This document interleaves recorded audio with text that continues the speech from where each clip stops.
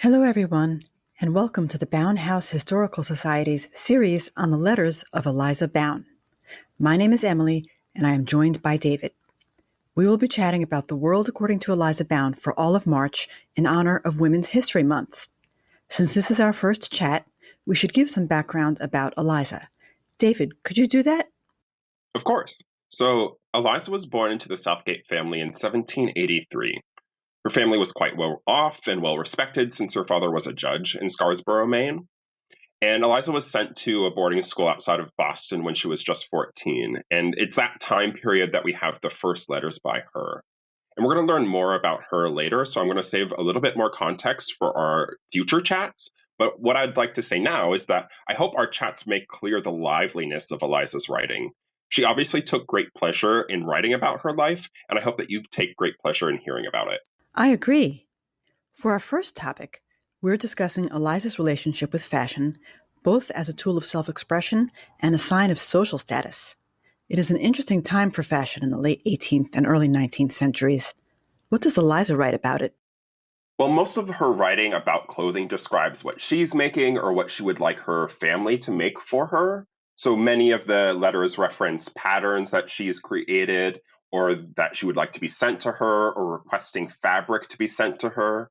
And that includes a passage like this short writing that she says, quote, "I wish you would send me some linen and some more shirts to make, as I shall soon finish these, and can as well finish up making the piece here as at home." And that's from 1800.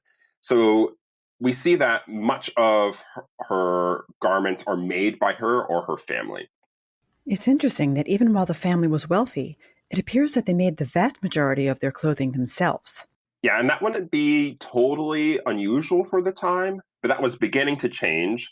So what I want to point out now is that fashion was an essential part of how society would have treated Eliza and how Eliza would have prepared for society herself.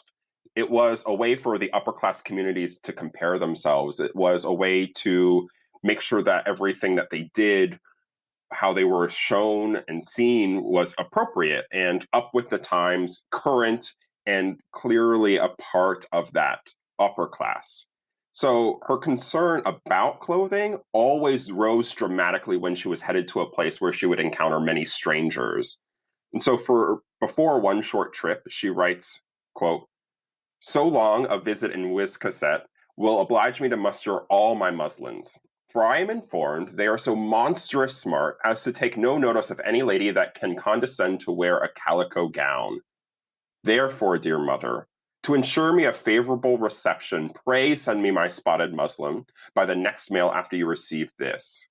So was she concerned with keeping up with the fashions? Absolutely. In a later letter, she writes of the changing fashion of 1803, quote, "The fashions are remarkably plain. Sleeves much longer than ours and half handkerchiefs are universally worn. At Mrs. Henderson's party, there was but one lady except myself without a handkerchief, dressed as plain as possible. The most fashionable women, the plainest," end quote. And all of that is in line with the quite informal fashion of that time that stood in marked contrast to the fashion that preceded it and the fashion that followed it. But fashion is not constricted to clothing alone. Here is one of my favorite letters that she writes in 1800. "Now, Mama, what do you think I'm going to ask for? A wig. Eleanor has got one just like my hair and only $5. Mrs. Mayo one just like it. I must either cut my hair or have one. I cannot dress it stylish at all.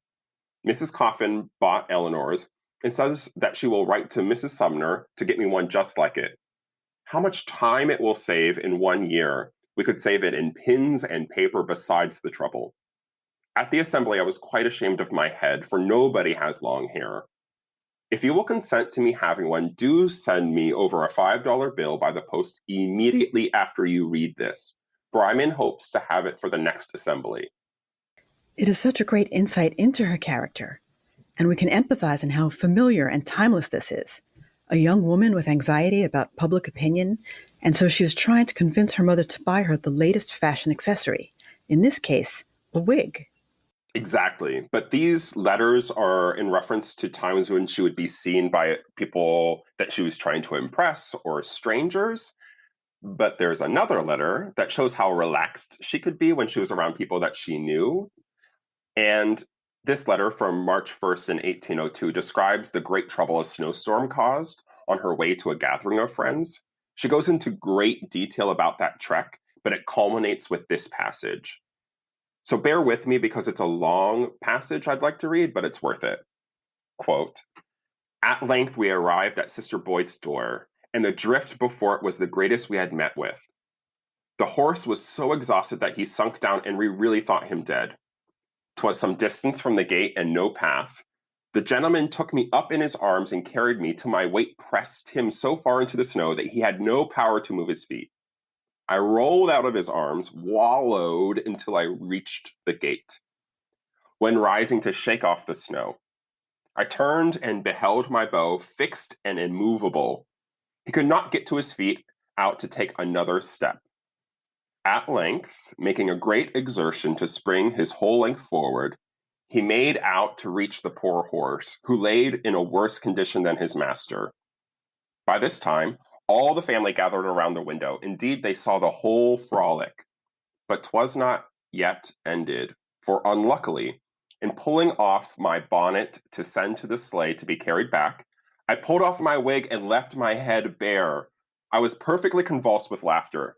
Think what a ludicrous figure I must have been, standing at the gate, my bonnet halfway to the sleigh and my wig in my hand." Oh, what a wonderful story. It has elements of romance and adventure, and also she has the self-awareness to be able to see the humor in it as well. And she still has the wig. Yeah, it's amazing that she was able to capture all of that. What I love most about her writing is that it creates a sense of humanity that is often lost when we learn about history in other ways. She has a great talent for describing these scenes. Yes, and I look forward to continuing to explore her thoughts with you next week. Thank you, David, and thank you, everyone. We will be back next week to discuss Eliza's thoughts on feminism, so we look forward to that. Bye, everyone.